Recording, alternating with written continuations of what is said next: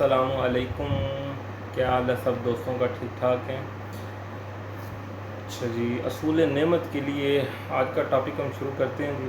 اصول نعمت، اگر سورۃ الفاتحہ 3 بار، سورۃ العلم نشرح 3 بار اور سورۃ القدر 11 بار کا ورد رکھیں تو اللہ تعالیٰ اس پر نعمت کا دروازہ کھول دے گا بغیر مشقت کی۔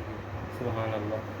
اچھا جی، 5 نماز کے بعد پڑھنے کی جو تسبیح ہے نا وہ یہ ہے: نماز فجر کے بعد هو الحی القیوم 100 دفعہ آپ نے پڑھنا، اول اور آخر درود شریف پڑھ کر۔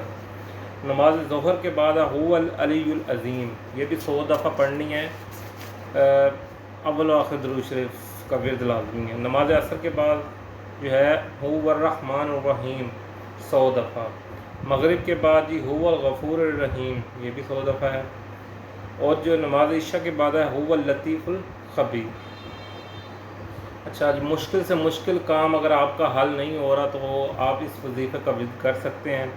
بعد نماز عشاء یا سوتے وقت اول و آخر 11 بار درود شریف کے ساتھ 21 بار آیت الکرسی صدقے دل سے آپ نے پڑھنی ہے۔ تو انشاءاللہ آپ کا جتنا بھی مشکل کام ہے، جتنی بھی بڑی پریشانی ہے، وہ حل ہو جائے گی انشاءاللہ بإذن اللہ۔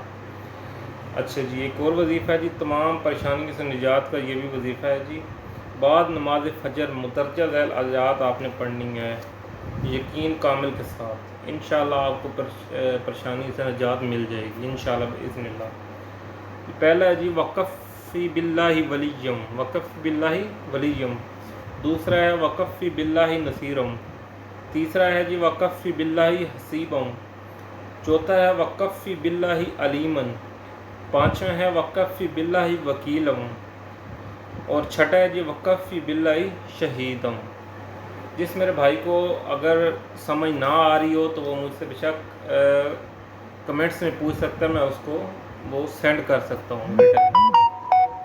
اچھا جی، اگر آپ کا کوئی کام جو حل نہ ہو رہا ہو تو اس کے لیے بھی ایک وظیفہ ہے۔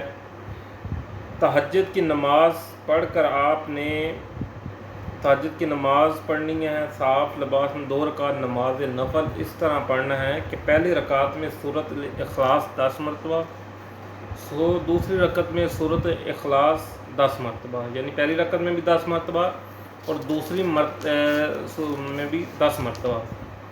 بعد سلام درود شریف 11 مرتبہ، پھر بیٹھ کر یا وہابو 300 بار پڑھنا ہے اور کھڑے ہو کر دعا کرنی ہے انشاءاللہ۔ جس بھی مقصد کے لیے آپ دعا کریں گے وہ آپ کا مقصد ضرور پورا ہوگا۔